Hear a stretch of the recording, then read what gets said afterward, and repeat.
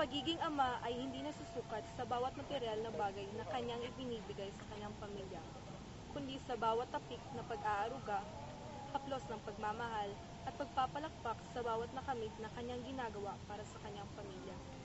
Tungayan natin ang kwento ng isang binata na naging ama sa murang edad.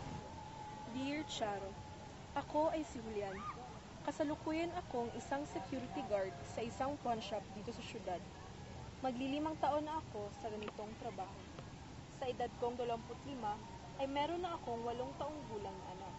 Siya ay si Ronald.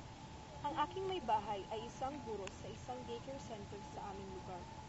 Kahit hindi kalakihan ang aming sweldo, ay nagpapakasya naman naming mag-asawa ang aming kinikita sa pag-aaral ng aming anak at sa aming pang-araw-araw na gustusin. Ako ay tubong bukid noon.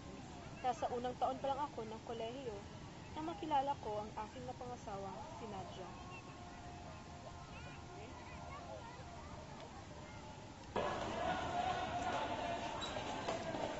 Miss! Pasensya na. Hindi ko sinasadya. Okay lang. Hindi naman ako nasaktan.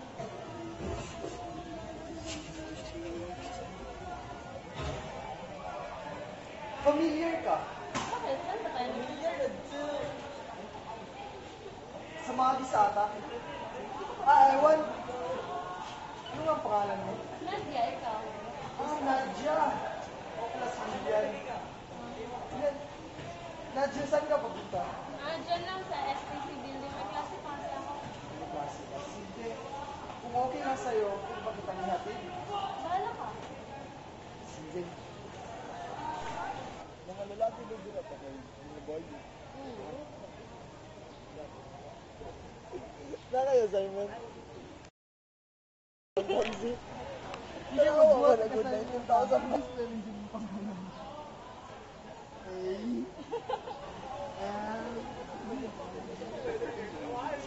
Ito na si Unsa Ambot. Ako na si Kuan. Kuan na bitaw na. Kuan?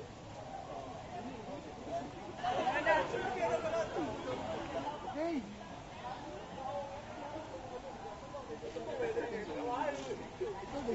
Na kayo, Simon?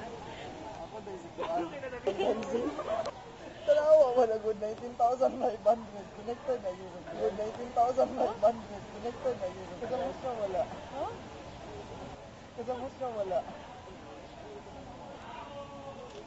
Asa na dahi ka dapit? Saan ako dati? Sabi nagtuon ka? Wala.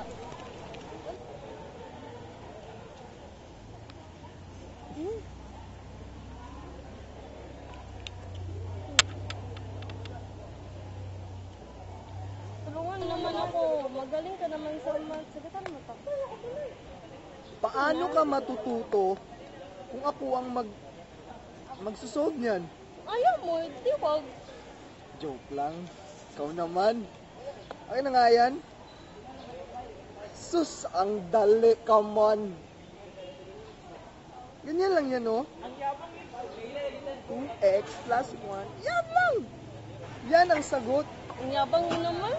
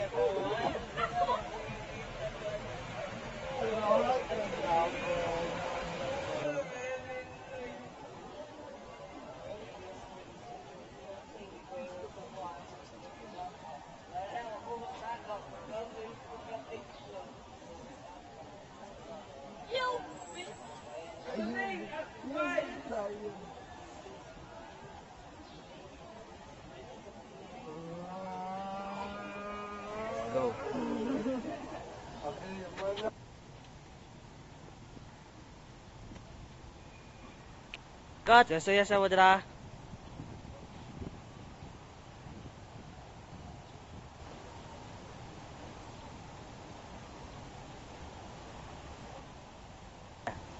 Nadja, hindi talaga ako makapaniwala. Parang kailan lang tayo nagkabanggaan dun sa hallway. Ikaw kasi ang bilis mo. Yan ako, splash. Naisip ko to, Nadja. Bakit kaya? Kung magsama na tayo. Ano ka ba, yan? Ang bata-bata pa natin para pag-usapan ang mga bagay na yan. Anong bata? Hindi na tayo bata. Julian, pangalan ko. Ikaw, Nadja. Bagay tayo. Mahal kita.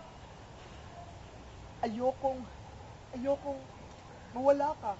Ayokong may umagaw sa'yo. Bagay tayo sa isa't isa. Tayo lang. Nadja. Alam mo, yan. Mahal kita. Pero, sobrang bata pa talaga tayo para sa mga ganyang bagay. Huwag kang mag-alala. Walang sino man at ano man ang makapaghiwalay sa atin.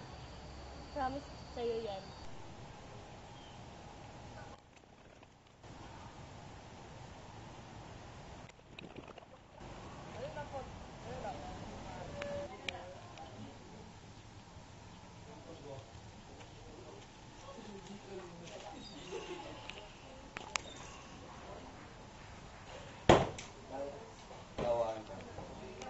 Julian, ngayon itong balitang naririnig ko na may kasintahan ka raw. Nakita ka ni Aling Delia na may kahawak na babae sa kamay.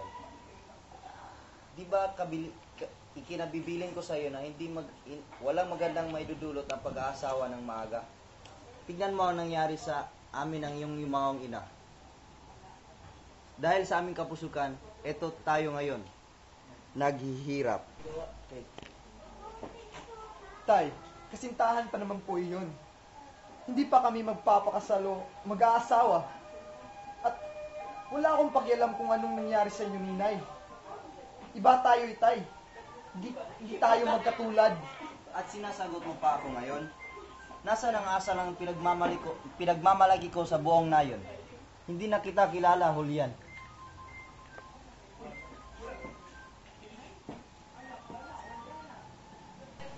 Go!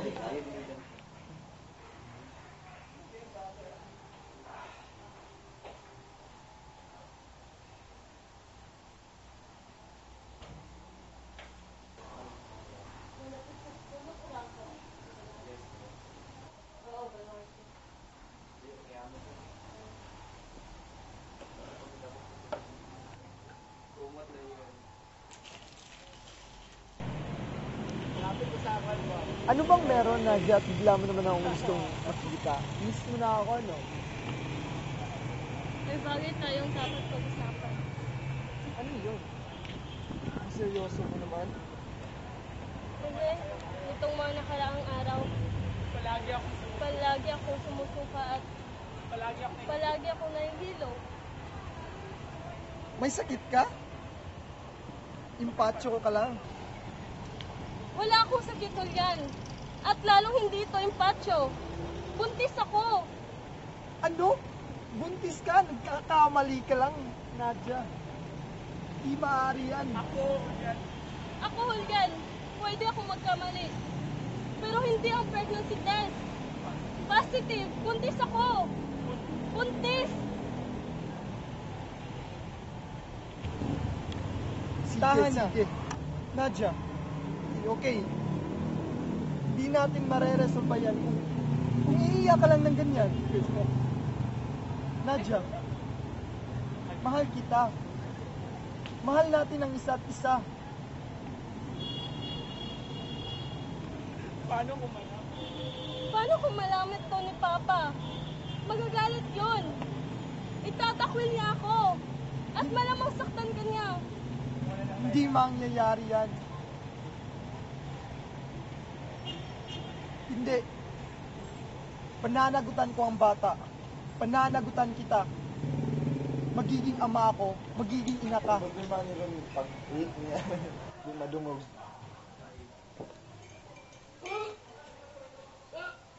Anong nangyayari sa'yo, Nadia? Nagsakit ka ba? Wala po pa, masakit na ang ulo at tiyan ko. Iinom mo agad ng gamot yan para ikay bumuti. Opo pa. Nadia, may hihilingin ka ba sa akin? Wala po. Talagang masakit na ang tiyan at ulo ko. Nadia, buntis ka ba? Magsalita ka, buntis ka ba? Opo pa. Sino nakabuti sa'yo? Sino? Yung yan po, ang kasintahan ko.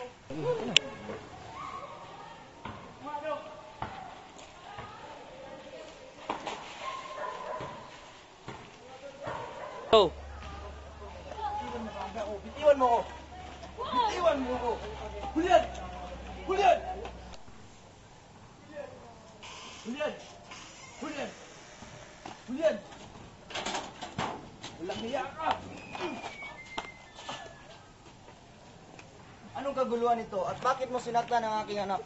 Ikaw pala ang ama ng lalaking yan na nakabuntis sa uni kaiha ko. Abay, gago.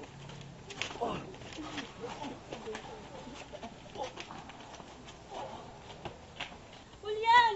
Julian! Awatin mo sila! Dali! Dali! Awatin mo! Ay!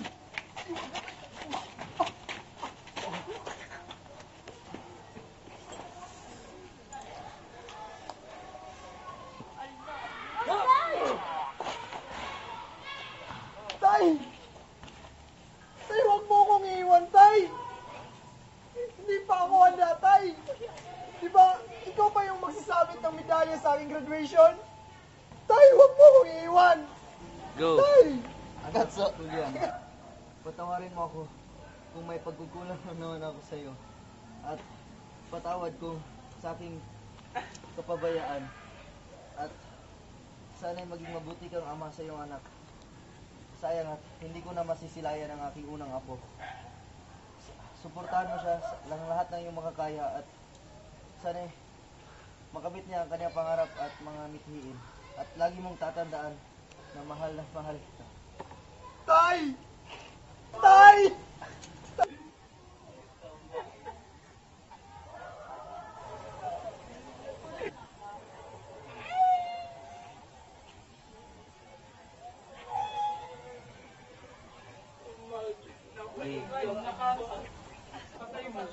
Go.